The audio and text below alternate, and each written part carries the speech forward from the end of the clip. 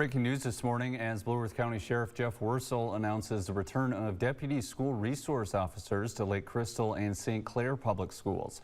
The Sheriff's Office made the decision to remove their officers from schools amid debate over language in recently passed legislation. Law enforcement agencies from across Minnesota have pulled SROs in response to questions over their limitations in use of force tactics on students. Minnesota Attorney General Keith Ellison offered a legal clarification last week. He says the use of force is still allowed for SROs, but that force must be, quote, reasonable. The newly issued opinion contains much more detail and lists several examples.